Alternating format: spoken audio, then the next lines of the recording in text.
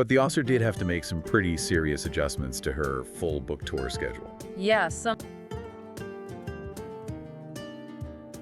Welcome back to the Deep Dive. If you've been following the sources we sent over, you know exactly why we are gathered here today. It is quite the occasion. It really is. We're talking about the highly anticipated release of the 20th novel in the Chief Inspector Armand Gamache series, Gamache and the Black Wolf Conspiracy. Yeah, and this isn't just another cozy mystery drop, is it? Our mission today is to, well, immediately extract the key plot movements, really dig deep into the thematic urgency, and unpack the, frankly, unique context surrounding this huge milestone release. Huge is the word. Okay, so let's unpack this. We have to start by stressing, this is not your typical standalone Gamache novel. Our sources are very clear. The Black Wolf Conspiracy is a genuine, direct sequel to the previous book, The Grey Wolf. Absolutely, which means the stakes are already, existential before you even crack open the cover. So a word of advice for you listening, if you haven't read The Grey Wolf yet. And maybe a world of curiosities too, ideally. Right. You are missing some absolutely crucial groundwork. This new book is the direct, terrifying fallout from that confrontation we thought was wrapped up in Montreal. Yeah, thought being the operative word there. It sets the stage perfectly. It really does. So let's start right there with that fallout. The story kicks off just weeks after Gamache and his team managed to stop that massive domestic terrorist attack in the city. You'd think, okay, crisis averted, victory lap time, maybe a breather. Exactly. You might think, okay, moment to rest, but that's not what happens. No, and what's really fascinating here is this immediate theme of, well, false closure. That defines Gamache's whole psychological state right from page 1. How so? Well, they captured the supposed mastermind, right? Yeah. The figure known only as the Black Wolf. On paper, mission accomplished. Check the box. Check the box. But for Gamache, that success, it felt too neat, too easy somehow. He sees the loose threads. He feels the misdirection, doesn't he? The sources are clear. Gamache suspects that whole capture was just a brilliant tactical diversion. Exactly. He believes what they stopped was merely the tip of something much deeper. Something designed purely to satisfy the authorities while the real operation just carries on undetected. And realizing that takes a heavy toll immediately. Gamache isn't just physically wounded from the last fight. I mean, he's dealing with injuries needing constant care. Right. But the realization that the enemy basically outsmarted him on such a fundamental level, that wounds his faith. Maybe even his, core belief in the world being redeemable. Which explains the next move. It explains why we see him executing a critical tactical retreat. And he retreats, naturally, to the one place that's always offered moral and physical refuge. The quiet village of 3 Pines. 3 Pines. But the village's role. It changes in this book, doesn't it? It stops being just a refuge. Completely. It becomes the operational center for a covert, highly selective investigation. It shifts from haven to command post. Why the shift? Why there? Because Gamache can't trust the formal structure of the Sûreté anymore. Not really.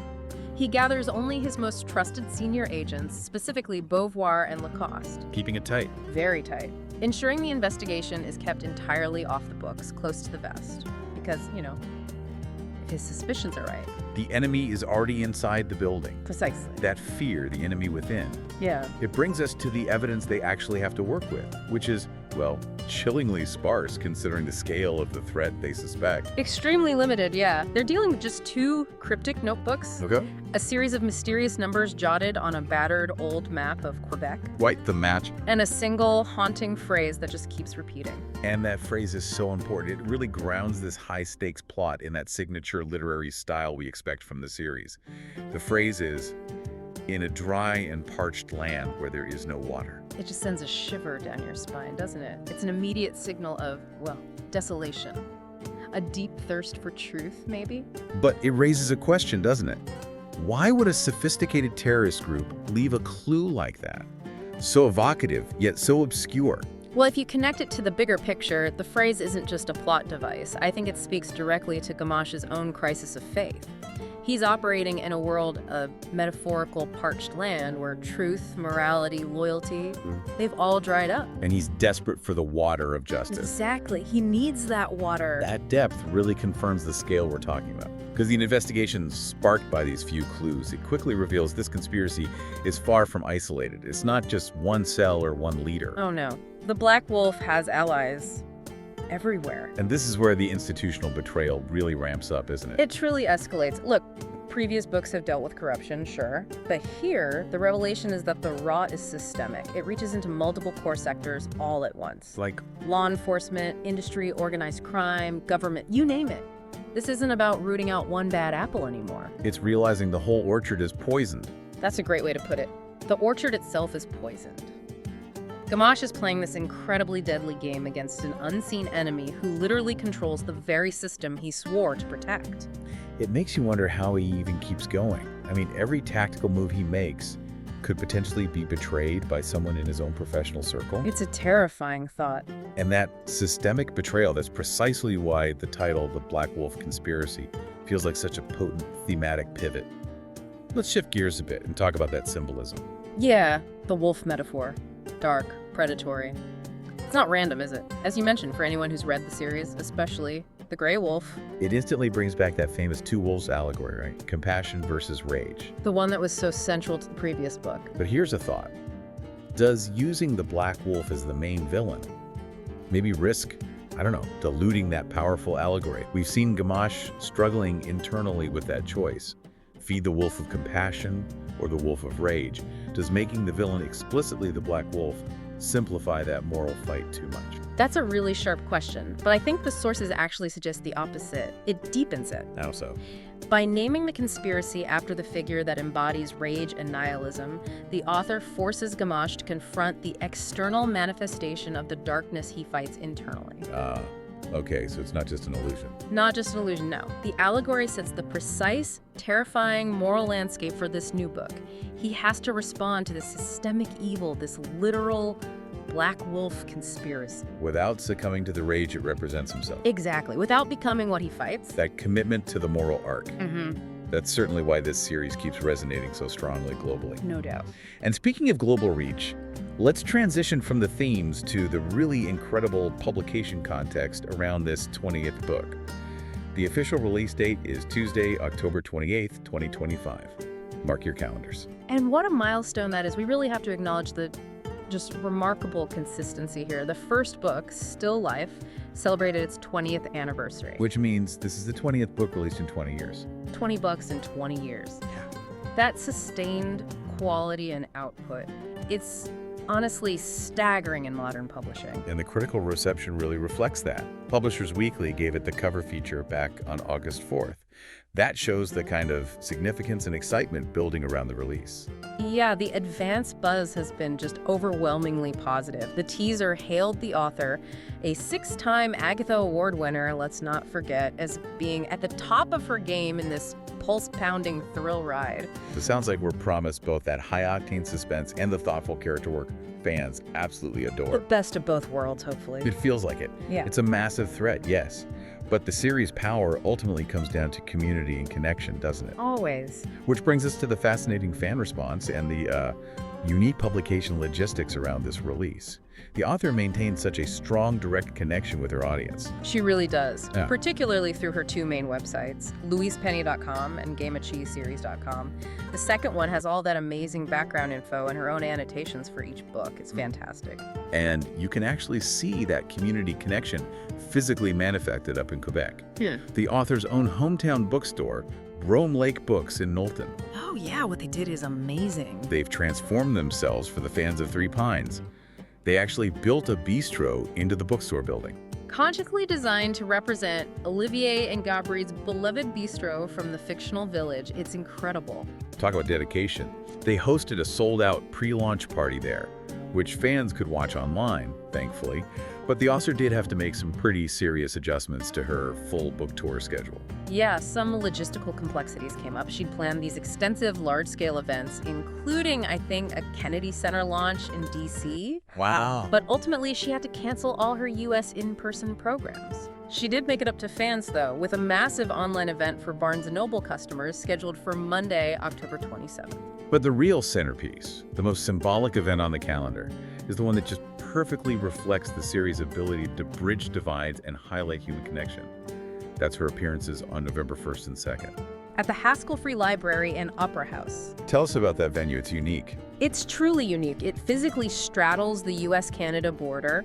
It exists simultaneously in Derbyline, Vermont, and Stansted, Quebec. So it's in two countries at once. Literally. Since 1904, it has served patrons from both nations.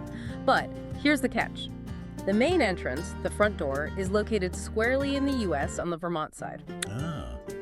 And that specific geometry created a pretty significant problem, didn't it? Especially for Canadian fans trying to get to the launch given tightened border patrols and security concerns. Exactly. The library couldn't easily accommodate Canadian patrons just walking through the U.S. entrance. It became a real issue. So what happened? So the community responded, just an incredible show of support. A GoFundMe campaign was launched with the goal of adding a fully functional, necessary entrance on the Quebec side of the building. To give Canadians direct access from Canada. Precisely. And the results were just stunning. The initial goal was $100,000. Which is already a lot. A significant amount. But then the author threw her considerable support behind the effort, and the campaign just soared past $200,000. Wow. Double the goal. Easily. They successfully completed the construction, and now the library has entrances in both Vermont and Quebec. It's this perfect symbol of the cross-border community this series fosters. That is such a fantastic story. And for those who couldn't get one of the sold-out tickets to see it in person, accessibility is still guaranteed. The November 1st appearance will be live-streamed. And get this. Signing up for the stream also ensures that you'll receive a copy of The Black Wolf Conspiracy sent directly to you. That's brilliant. It merges the physical and virtual fan experience perfectly. It really does. So let's bring it all together. What does this all mean? We started with the plot, this direct sequel, and we end with the understanding that this is way more than just a routine addition to a beloved series. Oh, definitely. It feels like a critical moment in Gamache's life, Yeah. personally and professionally. The sequel dives deeper into this massive institutional conspiracy, this systemic rot, as you called it, that goes way beyond any single villain we've seen before. It moves the whole series arc forward into this really painful, complex battle against an unseen, far-reaching enemy who seems to control all the levers of power. It sounds incredibly daunting for him, but that powerful response from the community, right? Demonstrated by the lengths fans and the author went to, culminating in the literal construction of a new library entrance bridging two nations. That provides such a crucial counter-narrative to the despair Gamache faces. That's a great point. It reinforces the unifying power of these stories themselves. Even when the narrative itself is focusing on betrayal and darkness, community finds a way. Community finds a way.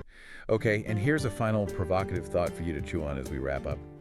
While the Black Wolf Conspiracy focuses on enemies embedded deep within police, government, industry, the author has already confirmed she is hard at work on book 21. Already? Wow. Already.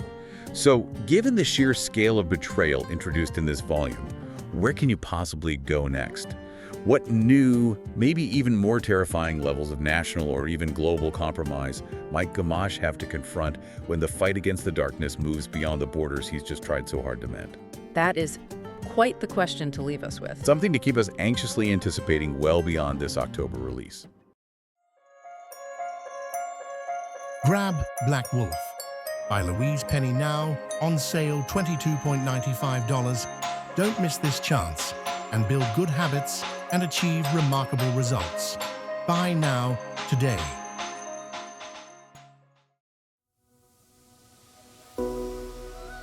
Like and subscribe for more Bookhaven podcasts.